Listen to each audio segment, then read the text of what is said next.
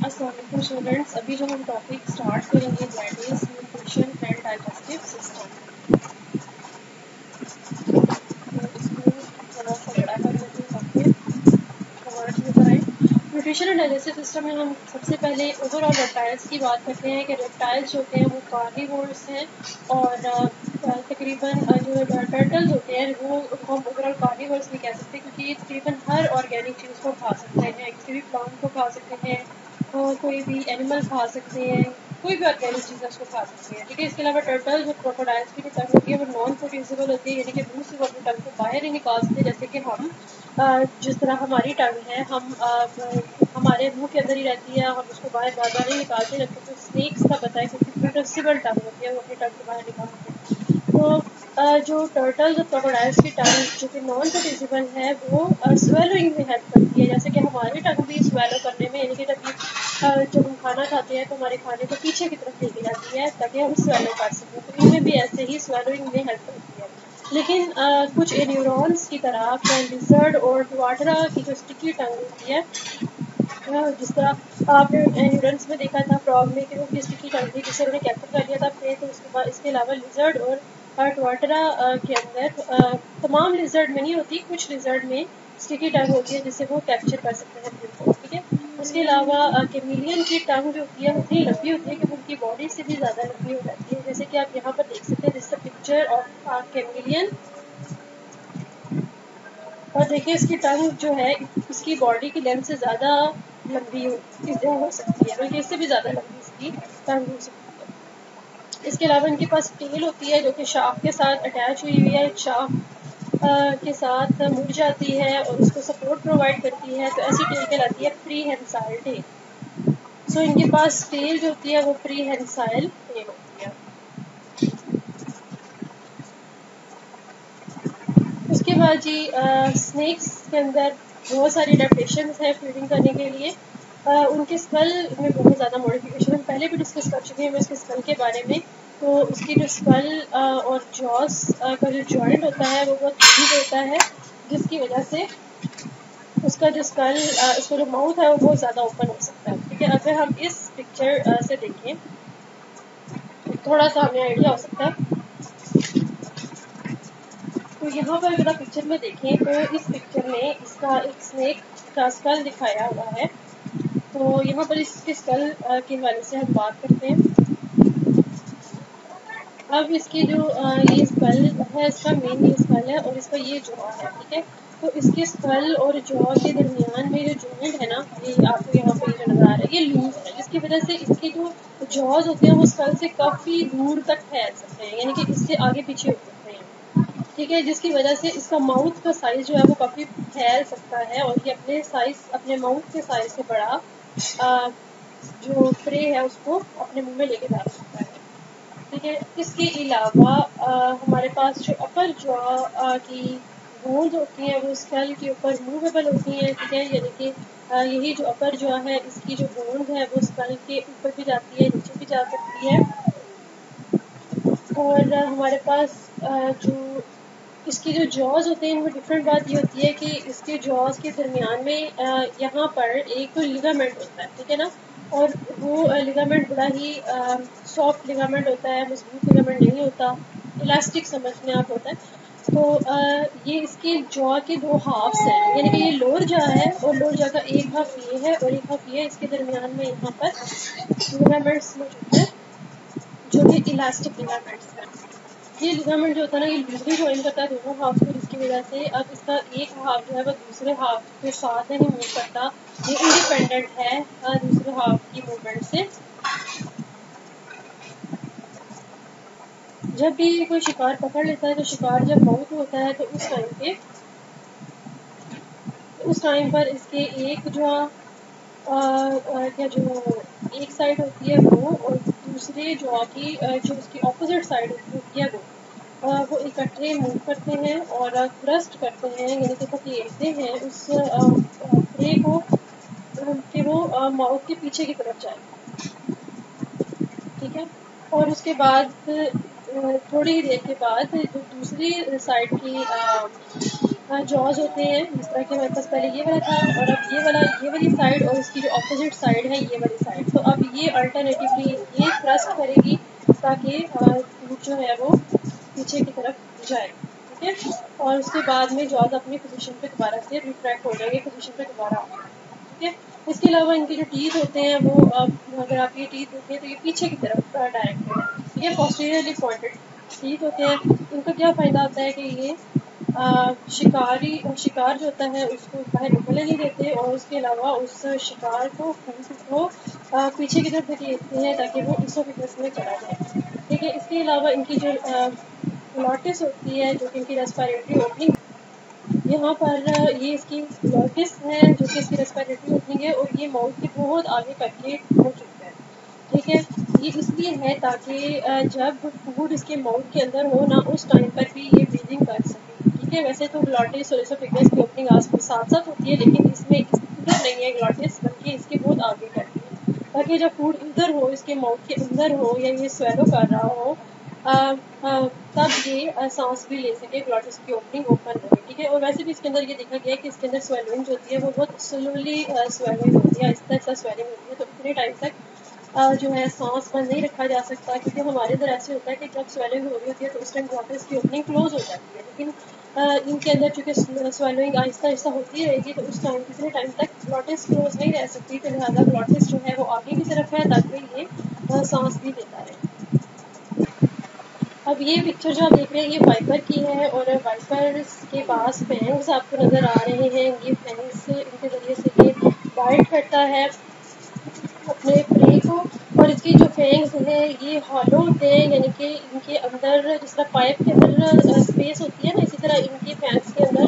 Space होती है, इसलिए उनको कह रहे हैं हॉलो है। और ये अटैच हुए हैं अपर जॉ के साथ, ठीक है। अपर जॉ जो है ये इसकी अपर जॉ का ये जो बोन है इसको मैक्सिलरी बोन कहते हैं, और इस मैक्सिलरी बोन की जो एंटीरियर पोर्शन है वहाँ पर ये फैग इस मैक्सिलरी बोन के साथ अटैच हुए हैं, ठीक है। इसके अलावा ये फैग जो है ये कनेक्टेड है एक ग्लैंड के साथ जिसका नाम है वेनम ग्लैंड, और ये वेनम ग्लैंड जो है अपना वेनम भेज देता है इन हॉलो फैंग्स में, और जब ये बाइट करता है अपने प्रे को तो उसमें ये वेनम चला जाता है, इंजेक्ट हो जाता है। अब आपकी बुक में ये पिक्चर बनी हुई है और इसमें यहाँ पर ये मैक्सिलरी बोन है और इसके साथ ये फैंग जुड़ा हुआ है, ठीक है। तो ये इसकी जो मैक्सिलरी बोन है ये यहाँ से हिंज्ड है, ठीक है। यहाँ से ये हिंज्ड है, हिंज्ड का मतलब है ये रोटेट कर सकती है कि जब इसका माउथ ओपन होगा तो तब ये रोटेट करके ऊपर हो जाएगा, और जब इसका माउथ क्लोज, अब इस टाइम क्लोज करने वाला अपने माउथ को, तो उस टाइम पर ये जो इसकी मैक्सिलरी बोन है, जो इसकी मैक्सिलरी बोन है वो यहाँ से क्या हुआ है कि थोड़ी सी रोटेट कर रही है, और इस तरीके से फिर जब ये माउथ क्लोज करेगा तो फिर ये जो होगा ये इसके साथ इसकी अपर जॉ के साथ साथ रहेगा, और जब ये अपना माउथ ओपन करता है तो उस टाइम पर इसकी मैक्सिलरी बोन रोटेट करती है और इसके फैंग्स स्विंग डाउन कर जाते हैं, यानी कि बाहर की तरफ निकल आते हैं, ठीक है। इसके अलावा इसके फैंग्स चूँकि माउथ से बाहर की तरफ प्रोजेक्ट कर रहे थे, तो वाइपर जो होता है वो किसी भी साइज़ के, क्योंकि माउथ से बाहर है ना, क्योंकि इसके फैंग्स माउथ से बाहर है, तो इसका मतलब है कि ये किसी भी साइज़ के, इवन बड़े भी साइज़ के एनिमल के ऊपर डंग मार सकता है, उसके ऊपर स्ट्राइक कर सकता है। अब ये पिक्चर जो आपको नज़र आ रही है ये एक रियर फैंग्ड स्नेक की है, और इसके अंदर जो फैंग आपको नज़र आ रहा है वो ये है, और वो माउथ के रियर में है, यानी कि पीछे की तरफ है। और इस रियर फैंग के का जो इसका फैंग है ना, इसके फैंग के अंदर ग्रूव मौजूद है, यानी कि डिप्रेशन मौजूद है इसकी इस फैंग के अंदर। तो यहाँ पर ऊपर इन्होंने दिखाया है कि ये इसका ग्लैंड है, यानी कि वेनम ग्लैंड है, यानी कि तमाम जो रियर फैंग्ड स्नेक्स होते हैं ना वो वेनमस नहीं होते हैं, लेकिन कुछ वेनमस होते हैं। जो वेनमस होंगे उनके अंदर ये वेनम ग्लैंड मौजूद होगा, और वेनम ग्लैंड के साथ एसोसिएटेड जो मसल्स होते हैं जब वो कॉन्ट्रैक्ट करते हैं तो फिर वेनम रिलीज होता है, फिर वेनम जो होगा वो इस फैंग के ग्रूव में चला जाएगा, और फिर इसका क्या फंक्शन होगा वेनम का कि जब प्रे इसके माउथ के अंदर होगा तो ये उनके ऊपर वेनम अपने ग्रूव के ज़रिए से फेंकेंगे, जिसकी वजह से वो खामोश हो जाएंगे, क्वाइट हो जाएंगे, ताकि आराम से ये स्वेलो उसको कर सके। ये स्नेक्स अमूमन इंसानों के लिए हार्मलेस होते हैं, ये उनको स्ट्राइक यानी कि बाइट नहीं करते हैं, लेकिन एक रियर फैंग स्नेक है जो इसका नाम है बूम स्लैंग, जो कि आपको इधर नज़र आ रहा है, और ये हाईली पॉइजनस स्नेक है और इसकी बाइट से इंसानों की डेथ हो सकती है। ये पिक्चर कोबरा स्नेक की है और इसके आपको ये फैंग्स नज़र आ रहे हैं, और इसकी जो फैंग्स हैं वो इसके अपर जॉ के साथ बड़े रिजिडली अटैच है, यानी कि ये हिंज नहीं होते जैसे कि आपने पहले देखा था फिट फाइबर्स के अंदर पाइप के, तो ये रिजिडली अटैच है और ये एरेक्ट पोजीशन में मौजूद है। ठीक है, जब इसका माउथ क्लोज होगा तो ऑब्वियसली इसमें हिंज नहीं है और ना ही इसके फैंग्स रोटेट करेंगे, तो फिर क्या होगा कि इसके जो लोअर जा है, ये जिसका यहाँ पर लोअर जा है, इसके लोअर जा के अंदर यहाँ पर गम है, मसूड़े होते हैं जिस तरह हमारे इधर गम्स है, लेकिन वो जो गम्स है ना उनके अंदर एक पॉकेट बनी हुई होती है, ठीक है, और या समझ गड़ा सा होता है उनके गम्स के अंदर, और उसके अंदर जब ये माउथ क्लोज करता है तो एग्जैक्टली फिट हो जाता है, यानी कि वो जो पॉकेट है ना वो पॉकेट बनी हुई है इन फैंग्स के अंदर एंटर होने के लिए, ठीक है। तो जब ये माउथ क्लोज करेगा तो वो इसके अंदर जो गम के अंदर भी इसकी जो इसके फैंग्स उस गम के अंदर चले जाएंगे। इसके अलावा इसके बैंक्स होते हैं वो या तो ग्रूप होते हैं या हॉलो होते हैं, और जो मसल्स इसके वेनम ग्लैंड्स के साथ मौजूद होते हैं और कॉन्ट्रैक्ट करेंगे तो उनसे वेनम जो होगा वो उसके फैंग्स में चला जाएगा। और कुछ हमारे पास कोबराज ऐसे होते हैं जो कि वेनम अपने शिकार के ऊपर थूकते हैं, फेंकते हैं, ठीक है ना, और यानी कि काफ़ी फासले से ही वो अपना वेनम जो अपने शिकार के ऊपर फेंक देंगे, और अगर जो भी उनका शिकार होगा वो अपनी आईज से वेनम को रिमूव नहीं करेगा, वॉश नहीं करेगा, तो उसको ब्लाइंडनेस हो जाएगी। ना सिर्फ इस तरह के फैंग्स कोबरा में होते हैं, बल्कि इस तरह के फैंग्स आपको कोरल स्नेक में भी मिलते हैं। ये कोरल स्नेक है, और सी स्नेक जो है आपको ये नज़र आ रहा है, इसके भी फैंग्स कोबरा स्नेक की तरह के ही होते हैं। अब ये कहते हैं कि वेनम ग्लैंड्स होते हैं, they are modified salivary glands. ये आपको पिक्चर से नजर आ सकती है, ये देखें यहाँ पर, ये हमारे पास ये वेनम ग्लैंड है, ये एक्चुअली स्लाइवरी ग्लैंड की मॉडिफिकेशन से ही बना है। और जो स्नेक के वेनम्स होते हैं ना, अगर हम केमिकल कंपोजिशन के हवाले से बात करें, शॉर्ट क्वेश्चन आपका बन सकता है कि मिक्सचर ऑफ न्यूरोटॉक्सिन्स एंड हीमोटॉक्सिन्स, ठीक है। जो कोरल स्नेक्स, कोबराज और सी स्नेक्स का वेनम होता है ना वो न्यूरोटॉक्सिन्स पर मुश्तमिल होता है, और वो नर्व सेंटर को यानी कि सेंट्रल नर्वस सिस्टम और पेरिफेरल नर्वस सिस्टम पर अटैक करता है, और उसकी वजह से रेस्पिरेटरी पैरालिसिस हो सकता है, यानी कि रेस्पिरेशन इफेक्ट होगी। और जो हमारे पास वाइपर्स के वेनम्स होते हैं वो हीमोटॉक्सिन्स होते हैं, और वो क्या करते हैं, वो रेड ब्लड सेल्स को ब्रेक कर देते हैं, और जो ब्लड वेसल की लाइनिंग होती है उनको डैमेज करते हैं। नेक्स्ट टॉपिक जो हम स्टार्ट करेंगे that is circulation, gas exchange and temperature regulation. सबसे पहले हम सर्कुलेशन को स्टडी करेंगे। रेप्टाइल्स में सर्कुलेटरी सिस्टम एम्फीबियन के सर्कुलेटरी सिस्टम से काफ़ी हद तक मिलता जुलता है, उससे मिलता जुलता है। तो जो रेप्टाइल्स होते हैं उनका अगर हम बॉडी का साइज़ देखें तो एम्फीबियन से ज़्यादा बड़ा है, लिहाजा उनके ब्लड का प्रेशर भी ज़्यादा होना चाहिए, ताकि वो, क्योंकि उनकी बॉडी बड़ी होती है तो ज़्यादा प्रेशर अगर होगा ब्लड का तो वो उसके बॉडी के दूर दूर के हिस्सों तक ब्लड जा सकेगा। क्योंकि जितना भी एनिमल बड़ा होता है ना उतना ज़्यादा उसका ब्लड का प्रेशर होना चाहिए, ठीक है। इसी एग्जांपल हमारे पास है डायनोसॉर की, जिसका नाम है ब्रैकियोसॉरस, और इसकी बॉडी का साइज़ बहुत ज़्यादा है, और उसका जो हार्ट होता है, आपको पता है हार्ट ही ब्लड पंप करता है, तो हार्ट से सर तक जब ब्लड ले जाना होता है तकरीबन 6 मीटर का फासला तय करना होता है, और क्योंकि हार्ट से सर तक ब्लड ले जाना है तो वो अप हिल यानी कि ऊपर की तरफ ब्लड जाना होता है, उसको हाई ब्लड प्रेशर चाहिए होता है 6 मीटर तक का फासला तय करने के लिए, ठीक है। और अगर हम जिराफ की बात करें तो जिराफ का तो हेड बहुत ही लंबा होता है, यानी कि बहुत इतनी लंबी होती है और हेड काफ़ी फासले पर होता है, तो हमारे ब्लड की निस्बत जिराफ का जो ब्लड प्रेशर होता है वो डबल होता है, और उसको ब्लड जो होता है वो हार्ट से हेड तक पहुंचाने के लिए 2 मीटर का फासला तय करना होता है, यानी कि ब्लड को हार्ट से हेड तक पहुंचने के लिए 2 मीटर का फासला तय करना होता है, इसका ब्लड प्रेशर ज़्यादा होना चाहिए। So this is the heart of a reptile, और इसके हार्ट में एट्रियम अगर हम देखें तो इसके पास 2 एट्रिया हैं, ये लेफ्ट एट्रिया इसका और ये इसका राइट एट्रिया है, और इसके दोनों एट्रिया जो है वो कम्प्लीटली डिवाइडेड है, और जो इसकी लेफ्ट एट्रिया है उसमें पल्मोनरी वेन से आता है ऑक्सीजनेटेड ब्लड आता है, जबकि इसके जो राइट एट्रिया है इससे ये जो वेन है, जो मेजर वेन है जिसको वेना केवा कह रहे हैं, उससे डीऑक्सीजनेटेड ब्लड इसमें आता है। इसके अलावा टर्टल्स में एक चैम्बर होता है जिसे साइनस विनोसस कहते हैं, जो कि इस जगह पर मौजूद होता है। लेकिन बाकी तमाम रेप्टाइल्स में टर्टल्स को छोड़ के जितने भी रेप्टाइल्स हैं उनके अंदर साइनस विनोसस नहीं होता, बल्कि वहाँ पर इस पोजीशन में, यानी कि ये पोजीशन क्या है, ये राइट एट्रियम और वेना केवा के दरमियान में ये जगह है। यहाँ पर एक फ्लैप ऑफ टिश्यू मौजूद होता है जिसको हम पेस मेकर कहते हैं। और ये जो फ्लैप ऑफ टिश्यू होता है ये पेस मेकर के तौर पर इस हवाले से काम करता है कि ये रिदमिक कंट्रैक्शन ऑफ हार्ट को कंट्रोल करता है।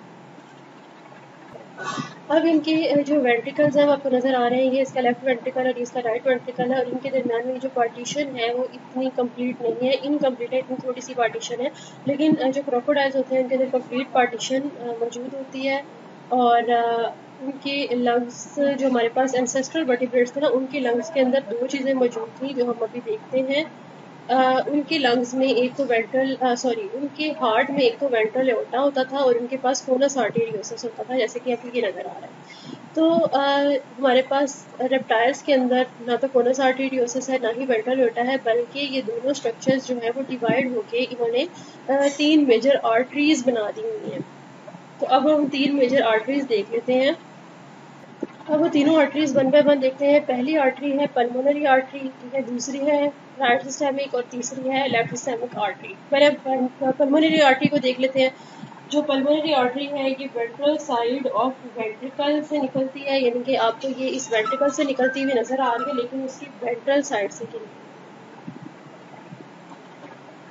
और ये पल्मोनरी आर्टरी का फंक्शन होता है कि ये ब्लड को लंग्स तक लेके जाती है, यानी कि डीऑक्सीनेटेड ब्लड को लंग्स तक लेके जाती है। जबकि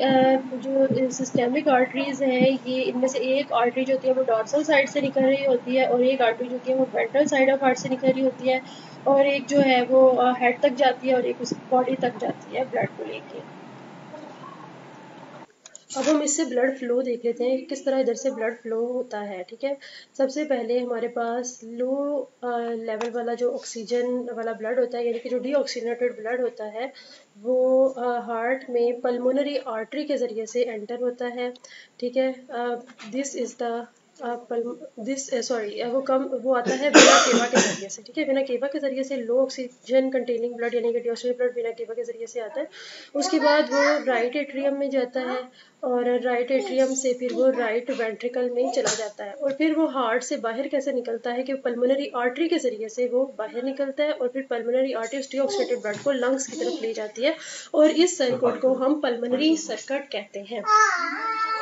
और अगर हम बात करें ऑक्सीनेटेड ब्लड की, तो ऑक्सीनेटेड ब्लड जो है वो हार्ट में एंटर होता है वाया द पल्मोनरी वेन्स, और पल्मोनरी वेन से ऑक्सीनेटेड ब्लड लंग्स के जरिए से आता है। उसके बाद वो लेफ्ट एट्रियम की तरफ जाता है, लेफ्ट एट्रियम से फिर वो ब्लड जो होता है वो लेफ्ट वेंट्रिकल की तरफ जाता है। देन वो लेफ्ट वेंट्रिकल के जरिए से हार्ट